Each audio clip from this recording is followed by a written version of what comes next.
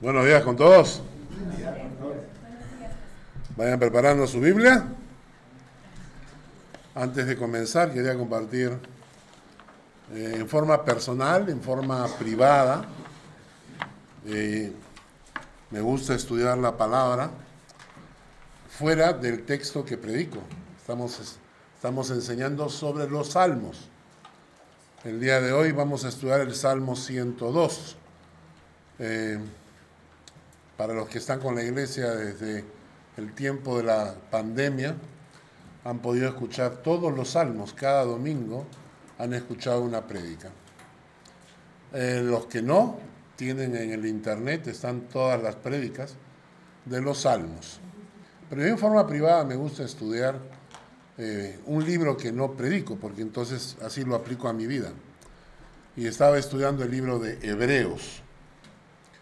Y en el capítulo 11 de Hebreos hay una serie de personajes y nos enseña el pasaje aspectos de la fe. Por la fe hicieron tales y cuales cosas, o sea, la fe de ellos les permitió hacer varias cosas. Pero uno de los pasajes que me llamó la atención es el de José. Por la fe, en el capítulo 11 de Hebreos lo encuentran, por la fe José anunció que el pueblo de Dios iba a ser rescatado por Dios y iba a ser llevado a la tierra que Dios le había prometido a Abraham. Y luego añade, por la fe pidió que sus huesos, que fueron enterrados en Egipto, fueran llevados y enterrados en la tierra de Canaán. Y esto ocurrió 400 años antes de que Moisés apareciera.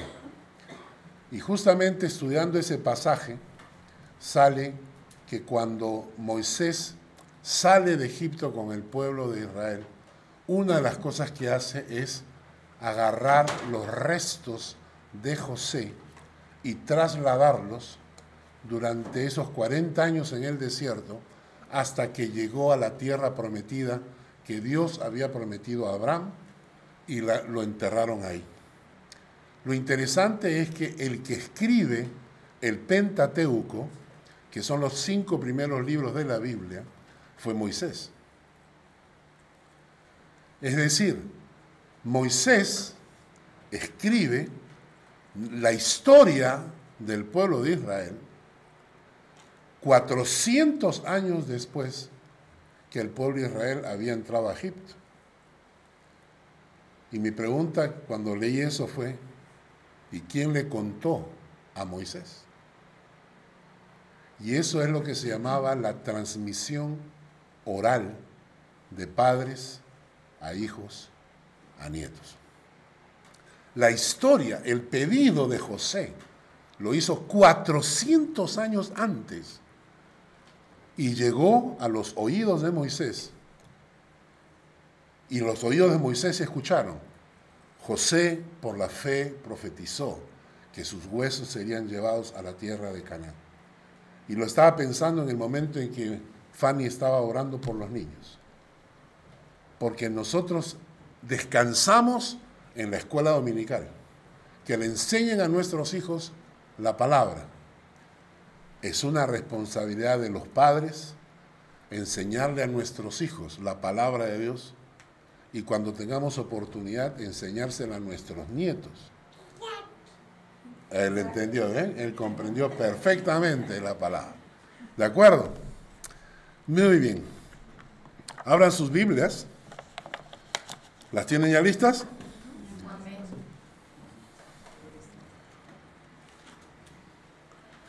Quiero que lean el título del Salmo 102. Alguien que me lea el título del Salmo. Oración de un afligido. ¿Qué más dice? Oración del que sufre, pues está angustiado y delante de Jehová derrama su lamento. ¿Qué tal frase, no? Oración del que sufre cuando está angustiado y delante de Jehová derrama su lamento. Todos pasamos a veces por pruebas, por dificultades. Algunos podemos de repente perder el trabajo, perder un familiar querido, pero en el fondo son pruebas que podemos soportar. Es duro, pero con ánimo, con determinación, aún en medio del dolor, podemos soportarlo, ¿no? Aquí especialmente para nosotros que vivimos acá en Suiza. A veces, por ejemplo, estás manejando en el auto, ¿no? Y por una de esas casualidades de la vida, aceleras más de lo que deberías y ¡bling! Y sale una lucecita por ahí y ya sabes que te marcaron, ¿no es cierto? Ya sabes que te llega la multa. Y cuando vas un poquito más rápido de lo que deberías ir, te viene hasta 120 francos de multa. Todos hemos pasado por eso, ¿no es cierto? Todos los que manejamos conocemos lo que significa esas multas que le llegan a las esposas. 120 francos. Entonces, cuando tú vives con las justas, cuando tu sueldo vive con las justas, tú dices, ¡ay, Dios mío! Y ahora, ¿de dónde saco los 120 francos para pagar la multa? Y entonces oramos. Señor, mira que no fue mi culpa, fue de mi esposa. Señor, fíjate que la multa, ¿no es cierto? ¿Y qué hacemos? ¿Qué hacemos, no? ¿De dónde? Señor, provéeme. Señor, 120 francos. Señor, ¿de dónde? Alguien que me regale 120 francos. Hasta que llega el día, el último día en que tienes que pagar la multa. Y cuando llega el último día que tienes que pagar la multa y Dios no se ha manifestado, ¿qué haces? Dices, bueno, pues ya, tendré que sacar de mi escondidito que tenía ahí guardado para las vacaciones, ¿no? O si no, ya, pues, ¿qué importa? Ya, vamos a sacar la tarjeta de crédito y vamos a pagar la tarjeta de crédito. O sea, son pruebas que nos vienen en la vida, pero que en el fondo tú sabes que puedes enfrentarlas solo. Es decir, vamos a Dios y le pedimos a Dios, Señor, ayúdanos, Señor, confío en ti, todo. Pero en el fondo, si vamos adentro de tu corazón, en el fondo hay una vocecita que te dice, pero si Dios no te contesta, no te preocupes, porque ahí tienes tu escondidito. Tienes a alguien a quien pedirle ayuda. Conoces a alguien que te puede prestar, ¿no es cierto? Y así es fácil las pruebas. Las pruebas se vuelven, son difíciles, pero cuando tú tienes en el fondo esa posibilidad, entonces es fácil pasar las pruebas. ¿Qué pasa? ¿Qué pasa cuando no tienes nada, ni a nadie? ¿Qué pasa cuando no tengo de dónde agarrarme? ¿Cómo te sientes? ¿Tienes la fe para soportar eso? ¿Tienes la fe para enfrentar cuando no hay de dónde? Tú sabes que no tienes ninguna posibilidad. Y cuando ocurre esto, los que hemos pasado por esas circunstancias van a entender el Salmo 102 mejor que los demás. ¿Y quiénes somos los que hemos pasado estas circunstancias? Generalmente los que somos jóvenes adultos, ¿no? Un poquito mayores, ¿no? Los que somos mayores, creo que todos hemos pasado por circunstancias como estas. Cuando leamos el Salmo 102, me van a dar la razón. Y para los que son jóvenes, les digo, pongan mucha atención, porque la van a pasar. En algún momento de sus vidas se van a sentir absolutamente sin ningún lugar de donde agarrarse. Y de eso nos habla el Salmo 102. Ahora, ¿por qué permite Dios esto? ¿Por qué permite Dios esas circunstancias tan extremas? ¿Qué es lo que busca Dios con estas circunstancias? La primera cosa que Dios busca cuando nos empuja a una situación que no tiene solución, nos empuja a que soltemos nuestros bastones. Quiero que me ayuden a buscar el Salmo 62, versículos 5 al 7. Necesitamos aprender a nadar. Necesitamos soltar de esos bastones humanos que conocemos, que solo Dios es nuestro apoyo. El Salmo 62, versículos 5 al 7 nos dice, ¿ya lo tienen todos?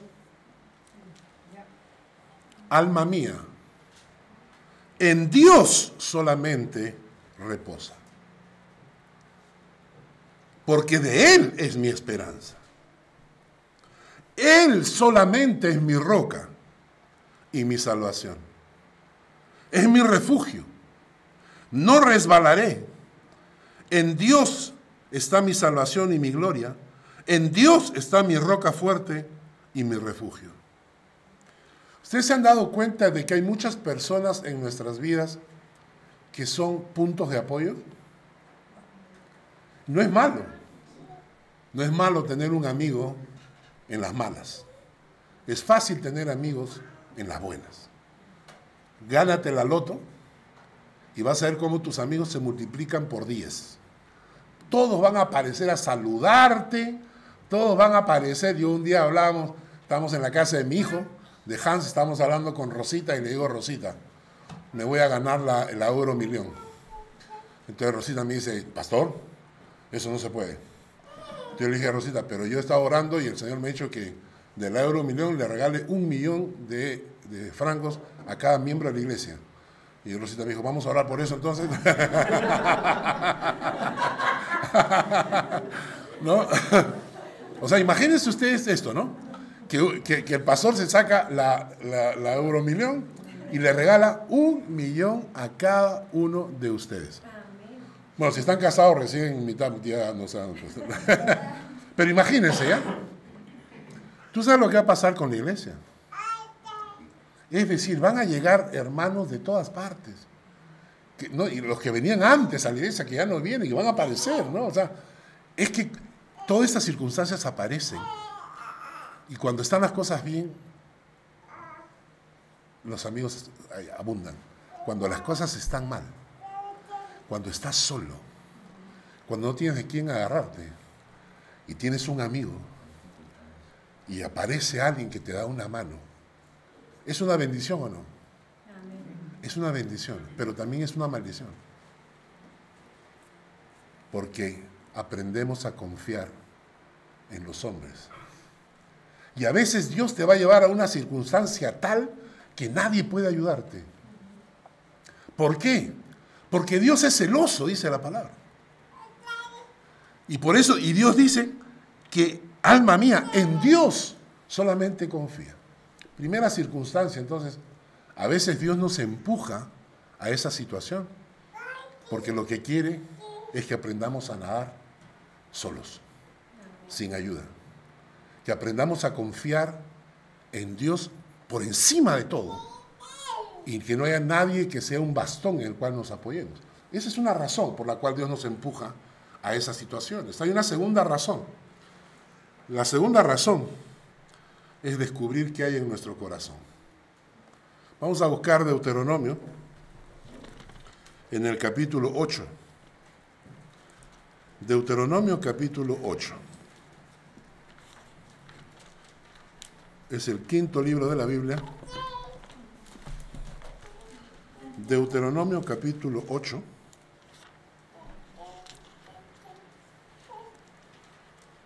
Versículos 1 al 3. Este es un pasaje que lo he leído varias veces. Deuteronomio 8, del 1 al 3 dice, cuidaréis de poner por obra todo mandamiento que yo os ordeno hoy, para que viváis y seáis multiplicados, y entréis y poseáis la tierra que Jehová prometió con juramento a vuestros padres. Y te acordarás de todo el camino por donde te ha traído Jehová tu Dios estos 40 años en el desierto. Te acordarás de todo el camino por el que te ha traído Jehová tu Dios estos 40 años en el desierto. Escuchen, para afligirte, para probarte para saber lo que había en tu corazón, si habías de guardar o no sus mandamientos. Y te afligió y te hizo tener hambre, pero te sustentó con maná, comida que no conocías tú ni tus padres la habían conocido, para hacerte saber que no solo de pan vivirá el hombre, mas de todo lo que sale de la boca de Jehová vivirá el hombre. Y es porque cuando te empujan a las situaciones tensas, difíciles, donde no tienes ayuda de nadie, ¿sabes qué? Descubres cuál es tu corazón. Yo he visto personas que venían a la iglesia, que estaban felices, participaban, trabajaban, hasta que entraron en pruebas. Y cuando entran en pruebas, esas pruebas duras, esas pruebas que no tienes de dónde apoyarte, de repente aflora una serie de dudas y desconfianza, y dónde está Dios, y por qué no está Dios, y por qué me pasan a mí. Entonces uno dice, ¿pero qué pasó? ¿Qué pasó? ¿Por qué aflora? Porque la presión hace que el corazón aflore. Y escúchenme bien, hermanos, esto, Esta es una ley en la vida. Las circunstancias duras hacen que conozcamos a la gente.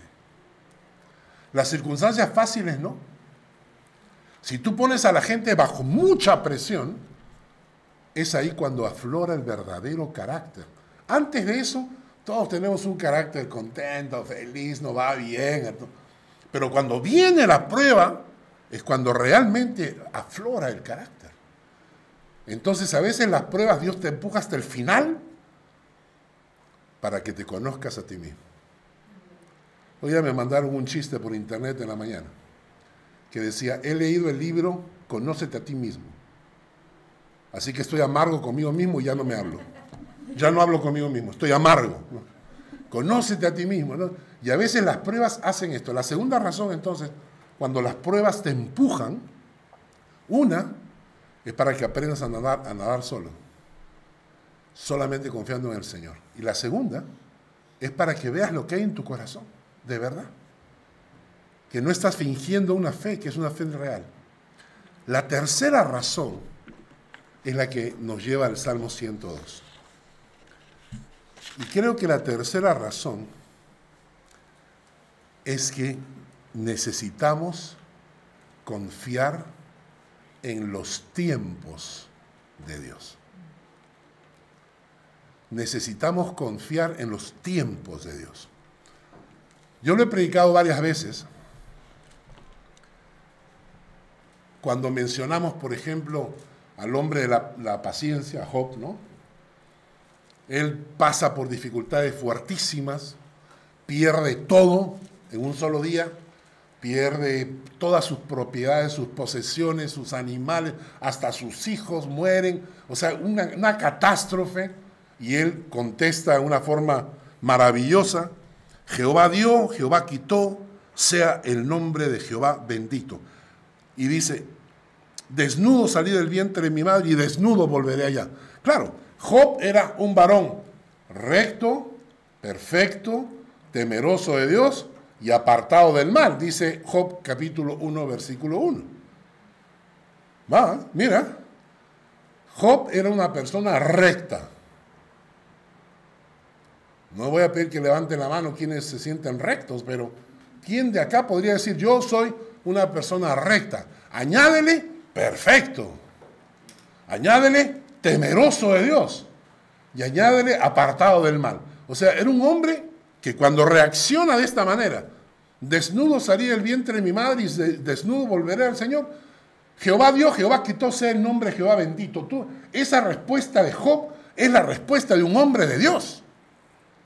Esa es la respuesta de un hombre que está sumamente comprometido con el Señor. Entonces el diablo no se queda tranquilo, dice, ¿qué le falta? Le quito la salud, ¿no? Y le viene una sarna, eso que nadie se quiere acercar porque tienes toda la piel ahí, ¿no? Y entonces nadie se quiere acercar y la esposa es la única que está a su lado y la esposa le dice, oye, Job, ¿sabes qué? Te voy a recomendar algo, maldice a Dios y muérete, papá. De una vez, ¿no? Mira que me estás comprometiendo la vida a mí, yo puedo rehacer mi matrimonio. No, maldice a Dios y muérete. Y Job nuevamente responde con una sabiduría que solo un hombre de Dios puede responder, ¿no? ¿Recibiremos de Dios el bien y el mal no lo recibiremos? Ese es un hombre de Dios. Pero cuando avanzamos en la historia, ese hombre paciente de Job, como que ya no.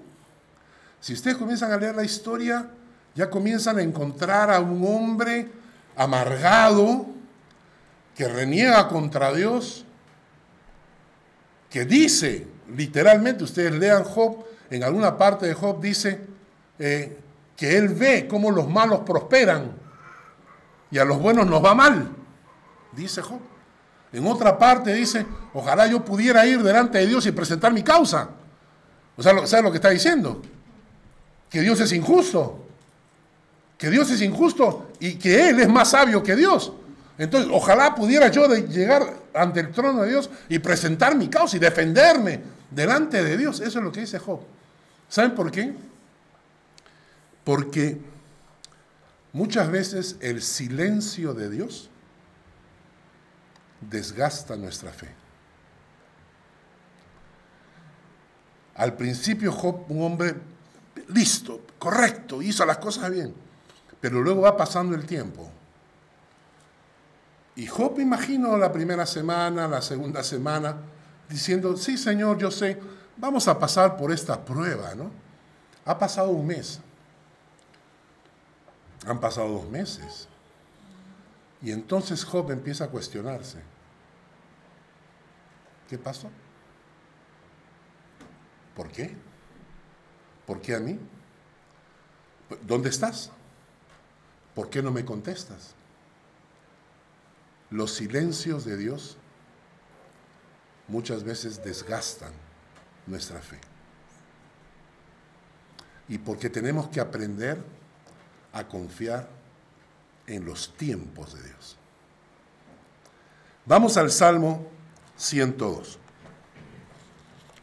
El Salmo 102, según los historiadores, es un salmo escrito al final del cautiverio de Babilonia.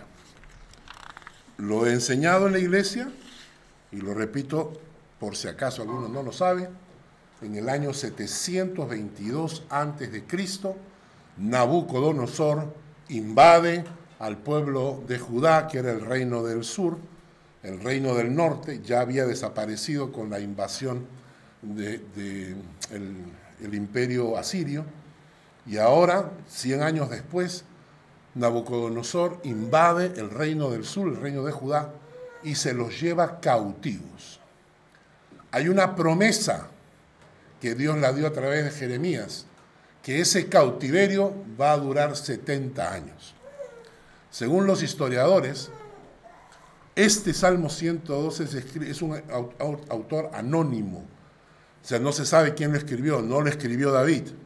Lo escribe un esclavo cautivo en Babilonia, cuando se está cumpliendo el tiempo de los 70 años.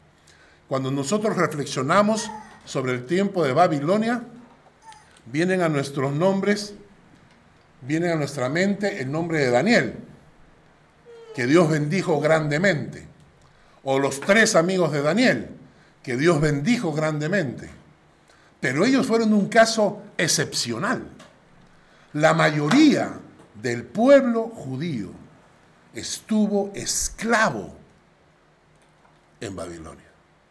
Esclavo. No tenían privilegios. No podían casarse con una babilonia, porque iban de frente, los mataban. Vivían en esclavitud, ¿ya? Y cuando se van cumpliendo estos 70 años, uno de estos esclavos escribe el Salmo 102. Vamos a leer.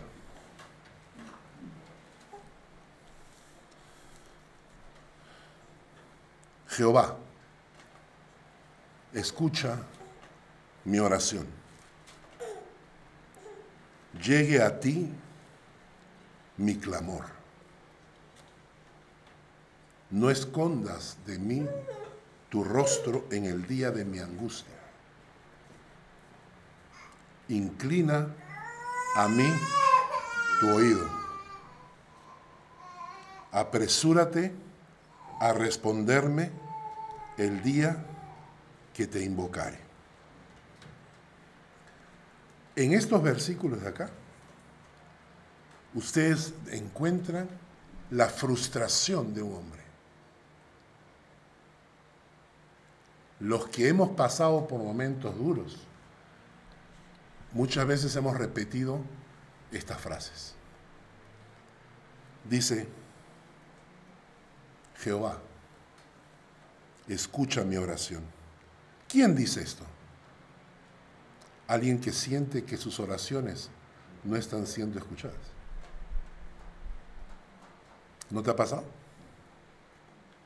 A mí sí. A veces con lágrimas,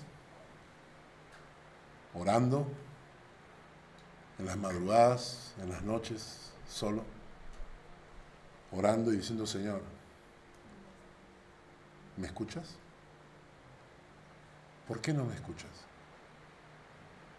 Señor, estoy orando y siento que mis oraciones no llegan a ti. Luego agarra y añade, dice, llegue a ti mi clamor. Estoy clamando, Señor. ¿Qué más puedo hacer? Tu palabra dice, clama a mí, yo te responderé. Estoy clamando y no me respondes. ¿Qué pasa? ¿Por qué no me respondes? ¿Qué más tengo que hacer para que esto sea un clamor y encontrar respuesta tuya? No escondas de mí tu rostro en el día de mi angustia. Sentir en tu corazón que Dios se está escondiendo de ti. No escondas de mí tu rostro en el día de mi angustia. O sea, lo que está diciéndole es, Señor, siento que en mis momentos de angustia, tú te escondes de mí. Inclina a mí tu oído. Esa frase significa, cuando tú le preguntas a alguien, inclina a mí tu oído. Y lo que él está diciendo es, en lugar de inclinar a mí tu oído, tú estás, ¿no? Cuando la esposa le habla al marido, ¿no? Has hecho, has comprado, has ido, y uno, ajá, sí, ¿no? Y uno no escucha. Las esposas deben saber eso. Cuando las esposas nos hablan, tienen que hablarnos 3 veces. Porque la primera es de juego, la segunda está cercana y la tercera escuchamos. Así funcionamos los hombres. Pero acá él le dice a Dios, inclina a mí tu oído. Y luego dice, escuchen, apresúrate a responderme el día que te invocare. ¿Por qué te demoras, Señor? Apresúrate. ¿Por qué tomas tanto tiempo para contestar mis oraciones? Es un hombre angustiado, pero no solamente es angustiado, sino que te refleja ahora, los versículos siguientes, lo que está viviendo en carne propia. Miren, versículo 3. Porque mis días se han consumido como humo.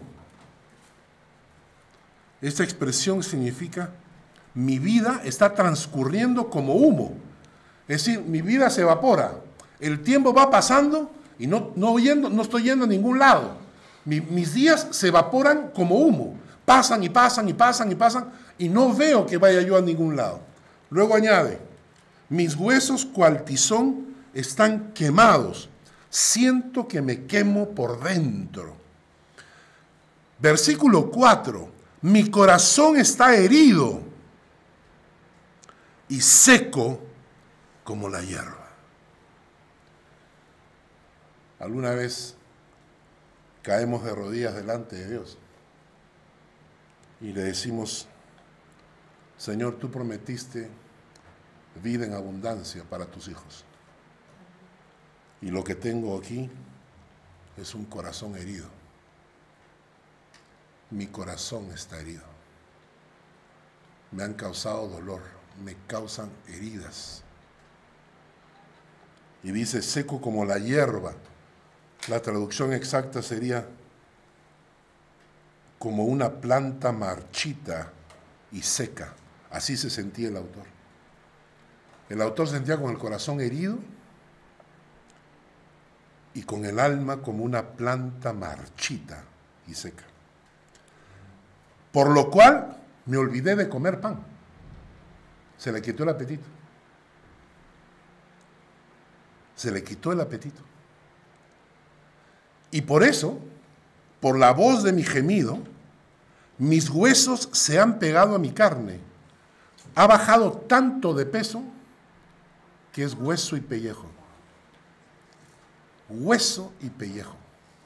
Cuando el dolor es tan intenso que no quieres comer y pierdes peso y pierdes peso y pierdes peso. En el versículo 6, soy semejante al pelícano. Este pasaje es muy bonito. Versículos 6 y 7. Soy semejante al pelícano en el desierto. Soy como el búho de las soledades. Velo y soy como el pájaro solitario sobre el tejado. Estas tres expresiones hablan de una soledad del alma.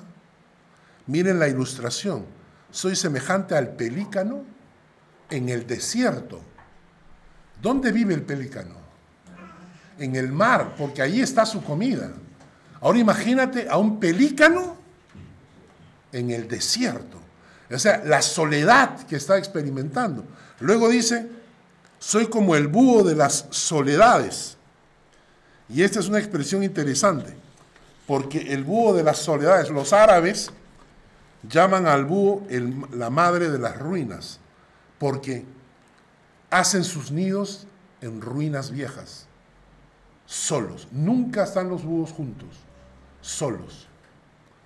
Y la última expresión, como el pájaro solitario sobre el tejado.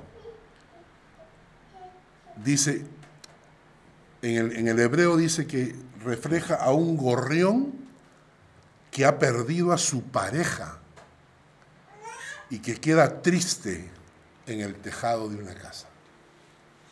¿Has perdido a tu pareja?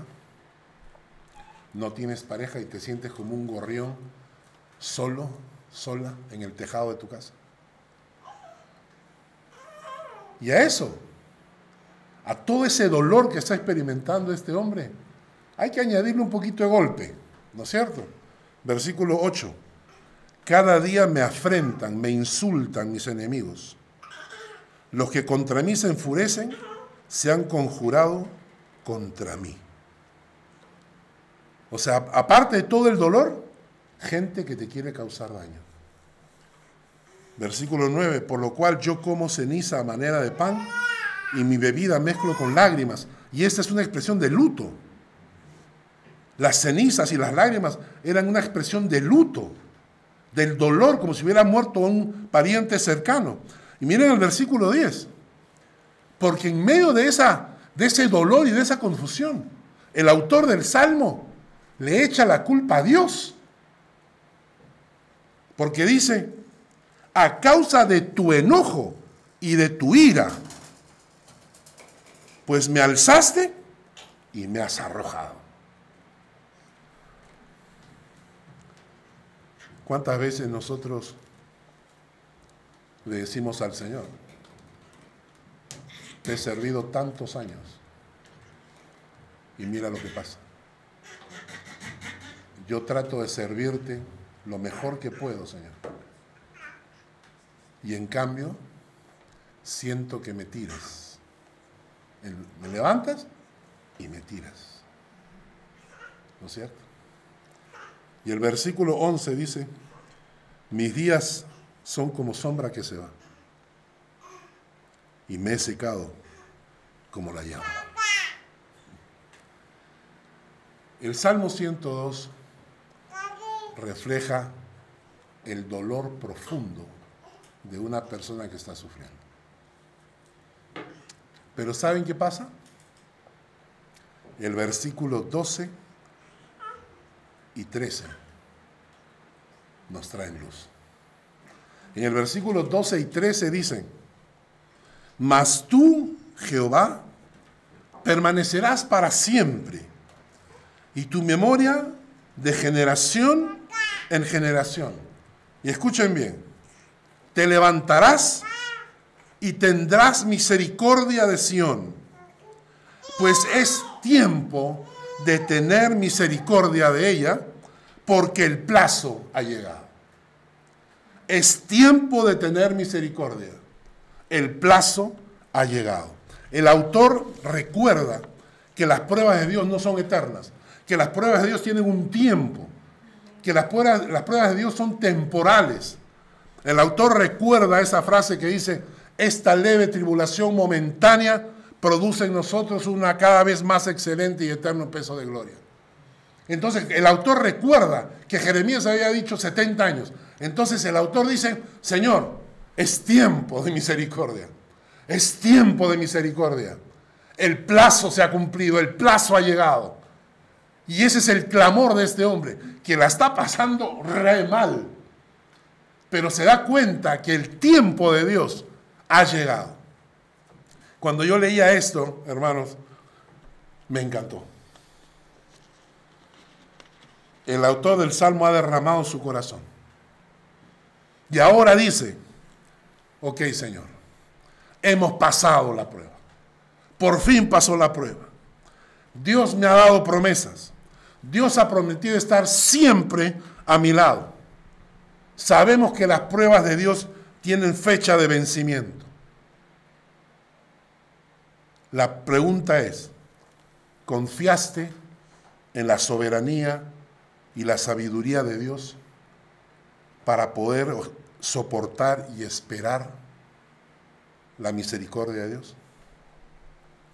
¿Tuviste la fe para esperar los tiempos de Dios? ¿O se te acabó antes de tiempo? Hay una imagen que puse ahí. Nunca pierdas la fe. Aprende a confiar en los tiempos de Dios. Nunca te rindas y nunca olvides que Dios te ama.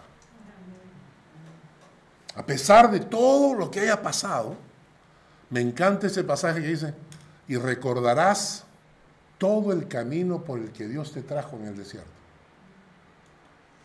Para afligirte, para probarte, para ver qué había en tu corazón. Y luego añade: y te dio maná, para que sepas que no solo de pan vive el hombre, sino de toda palabra que sale de la boca de Dios. Y que la palabra de Dios te sostuvo en todos esos momentos. Y a veces cuando el tiempo va pasando, hermanos, tenemos que tener cuidado. Les cuento la primera historia, algunos de ustedes ya la habrán escuchado antes. Es la historia de Saúl. Lo encuentran en 1 Samuel capítulo 13. La historia de Saúl: él era rey y se le subió a la cabeza. Se le subió a la cabeza. Victoria y victoria y victoria que Dios le daba. Entonces Saúl pensó: ya está. Entonces los filisteos deciden atacar a Saúl, al pueblo de Israel. Y traen su ejército, ¿no? Y entonces, según el pasaje, ustedes lo pueden leer en el pasaje que les he mencionado, 1 Samuel 13. ¿Qué pasa? Viene el enemigo y Saúl ve al enemigo externo. Los filisteos estaban ahí al frente. Estaba el valle, ¿no? Y es que tampoco se demoraban en llegar 5 minutos, ¿no? Como en auto, ¿no? Era una distancia. Entonces, de allá hasta acá, caminando, se podían demorar fácil unas 5, 6, 7 horas y el pueblo tenía tiempo para prepararse. Pero ahí lo estaban mirando. Entonces, el enemigo estaba allá al frente. El pueblo de Israel, cuando ve al enemigo, se acobardan y comienzan a esconderse, dice el texto literalmente, comienzan a esconderse en cuevas y algunos huían a sus pueblos. Entonces ya tiene dos problemas, Saúl. Dos problemas. Tiene un enemigo externo y tiene un enemigo adentro del pueblo. Enemigo interno. Se le está desanimando el pueblo. Pero hay un tercer enemigo. Samuel, el profeta, le había dicho que él iba a llegar para ofrecer sacrificios y obtener la bendición de Dios y ganar la victoria. Y Saúl sabía que si Samuel llegaba y ofrecía sacrificios y Dios prometía victoria, no importaba si estaba el pueblo o no, la victoria la daba Dios. Solo Dios podía dar la victoria. Pero Saúl está mirando y dice, ahí están los filisteos. El pueblo se me está yendo, desertando. Y espero. Y el tiempo se va agotando. Y llega un momento en que él dice, ya no puedo más. Ya no tengo tiempo. Así que tráigame los sacrificios. Yo voy a ofrecer el sacrificio. Él era rey, no era sacerdote. Él era rey, no era profeta. Él no tenía por qué insultar a Dios ofreciendo sacrificios que no le correspondían. Pero el enemigo externo, el enemigo interno y la falta de tiempo hizo que Saúl cometiera el error de ofrecer sacrificios. Y en el instante en que él comete ese error, ve llegar a Samuel. Hubiera esperado 5 minutos más, pero no pudo esperar el tiempo de Dios. Y antes del tiempo de Dios hace esa barbaridad. Y cuando llega Samuel lo mira y le dice, ¿qué has hecho? Y él contesta, no, es que como te demorabas y el pueblo se me estaba desertando y el enemigo estaba listo para atacar. O sea, no me vengas a discutir, pues. No me vengas a discutir, porque todavía llegaste tarde. Y Samuel le contesta, has sido desechado como rey. A partir de ahora, estás solo. Dios se ha buscado otro conforme a su corazón. Y se refería a David. Por falta de fe, no tener la fe para soportar, la embarró. Otra historia. Y con eso ya vamos terminando. La historia de Marta, María y Lázaro. Marta le manda un comunicado, Jesús, por WhatsApp, Jesús, Lázaro está enfermo de muerte, se está muriendo. Ven por favor urgente. ¿No? Jesús recibe el mensaje. ¿Qué hace? Está bien. Literalmente el texto dice, le dijo a sus discípulos que se iban a quedar 2 días más. ¿Ah? Marta está reclamando a Jesús con urgencia. Y Jesús le dice a sus discípulos, no, nos vamos a quedar 2 días más. Me imagino que alguien le habría dicho, Jesús, ¿recibiste el WhatsApp? No. Sí, claro. Pero dice ahí que Lázaro se está muriendo. Sí, yo sé. ¿Y cómo nos vamos a quedar 2 días más? Hay que partir. Y Jesús le dice, no, nos vamos a quedar 2 días más.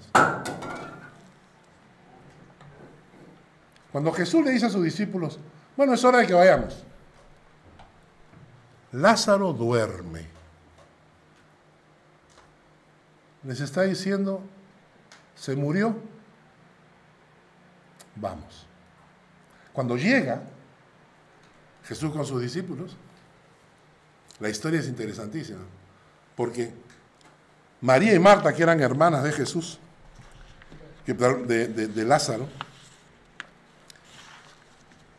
cuando llega, dice que Marta, cuando oyó que Jesús venía, salió a encontrarle. Pero María se quedó en casa. ¿Recuerdan la historia de la hermana, era hacendosa, y la otra que estaba a los pies de Jesús? Bueno, Marta era la hacendosa. Marta era la que tenía el carácter activo, hacía las cosas. María era la sensible. María era la que estaba a los pies de Jesús, escuchando. María es la que lavó los pies de Jesús con el perfume. O sea, María era la dulce. Marta era la dura, la que trabajaba, la que hacía. Es Marta la que sale al encuentro de Jesús. María no quiere ni verlo a Jesús, porque le dijeron que viniera y no vino. Y ha venido cuando el hermano ya se murió. ¿Y ahora qué hacemos? Se murió. Te dijimos que vengas y no has venido.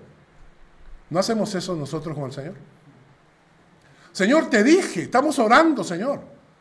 Señor, estamos orando y te dijimos y no hiciste nada, no contestaste la oración. Y ahí está, pues, ya pasó todo, ya. Marta no, Marta sale al encuentro.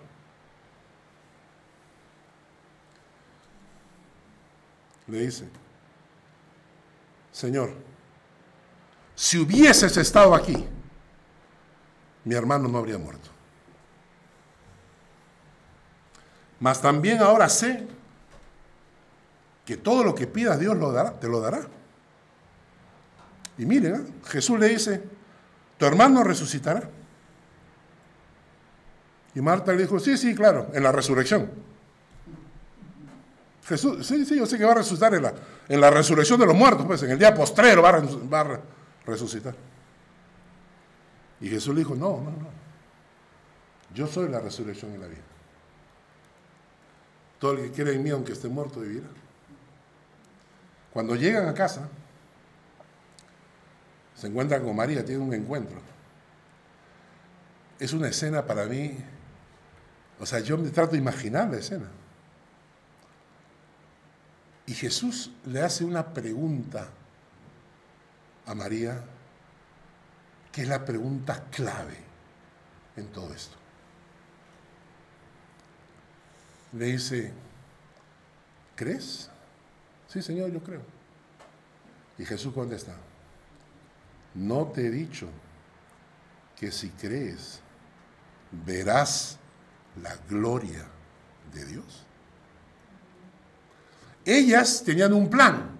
Ellas tenían el plan de, mira, vamos a avisarle a Jesús porque Lázaro está muriéndose, pero si le avisamos ahora, mira, estamos domingo, que se demore 1 o 2 días, llega el martes lo sana. Y si Jesús viene el martes y sana a Lázaro, listo, tenemos a nuestro hermano sano y Lázaro sería uno de los miles de enfermos que Jesús sanó y que nadie conocería su historia. Nadie conocería la historia de Lázaro, porque habría sido uno más de todos los sanados. Pero Jesús tenía otro plan.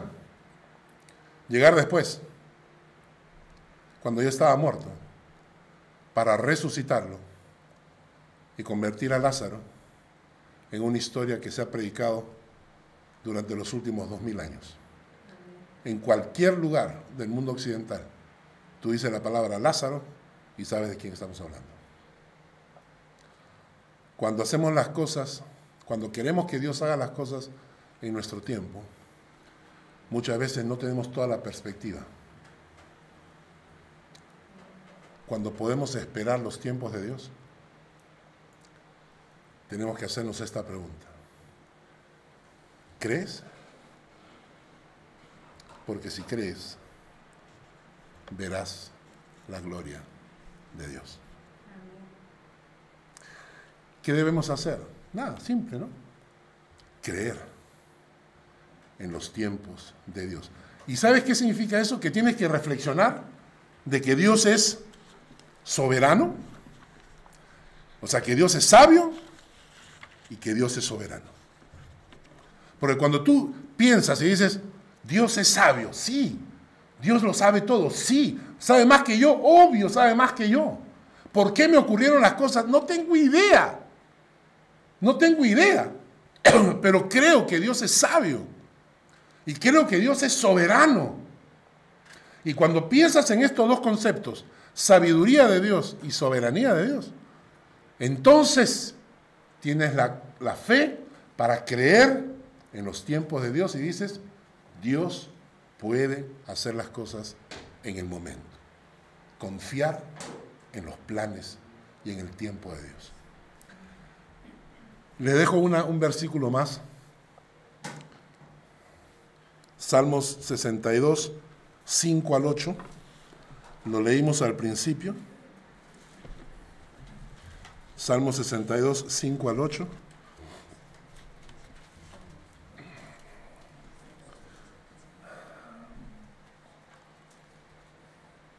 Decíamos que cuando estés en esos momentos duros, no tengas de dónde agarrarte,